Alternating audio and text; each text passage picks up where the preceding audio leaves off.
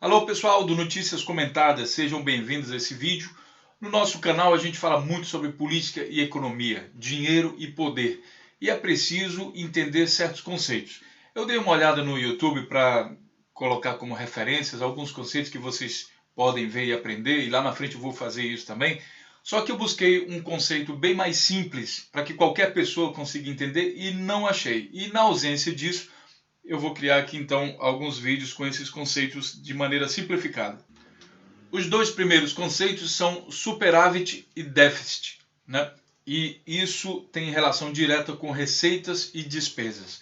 Assim como em uma empresa, assim como um dono de casa ou uma pessoa que administra as despesas da casa, as receitas da casa, o governo também tem receitas que são normalmente aí seus impostos, os impostos recolhidos, mas também algumas vezes o lucro das suas empresas estatais e também, por exemplo, o dinheiro que entra no governo através das privatizações. Por outro lado, ele tem algumas despesas que é justamente a função, o objetivo da existência do Estado, no caso um Estado como o Brasil, que é cuidar da educação, saúde, funcionalismo público, previdência e outras despesas.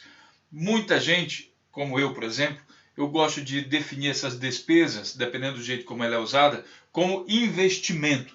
Na verdade, investir em educação, saúde, funcionalismo, tudo isso traz um retorno que é o crescimento do próprio país.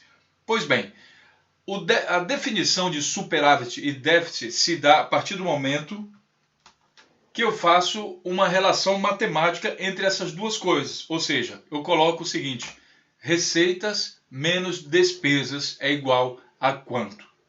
A partir disso, eu vou definir agora o que é superávit, o que é déficit. E vamos ao primeiro conceito.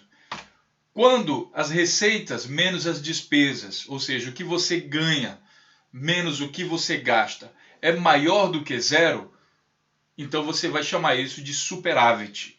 Ou seja, aqui simbolicamente na figura vocês podem ver que a área aqui da receita ela é maior do que essa área aqui da despesa. E por isso essa parte aqui que sobrou é chamada de superávit. Somente essa parte aqui que sobrou.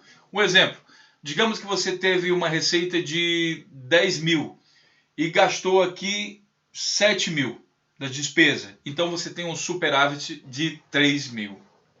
Por outro lado, quando a relação matemática receitas menos despesas é menor que zero, ou seja, você tem aqui uma despesa muito maior, aliás, maior, basta que seja maior, não precisa ser muito maior não, maior do que as receitas, então você tem essa diferença aqui que é chamada de déficit. Exemplo, se você teve receita de 7 mil e despesas de 10 mil, então você tem aqui um déficit de 3 mil.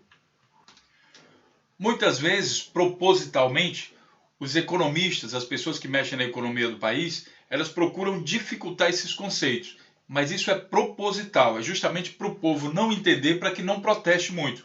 Essa maneira aqui que eu expliquei para vocês é extremamente simples. Ela tem um objetivo contrário a esse povo aí e mostra para vocês que é muito simples o que é superávit, o que é déficit. A gente vai precisar desse conhecimento lá na frente, quando a gente for falar sobre as notícias que tem a ver com o déficit primário e as despesas públicas do governo, a PEC 241 e um monte de outros assuntos que a gente precisa falar, tá certo?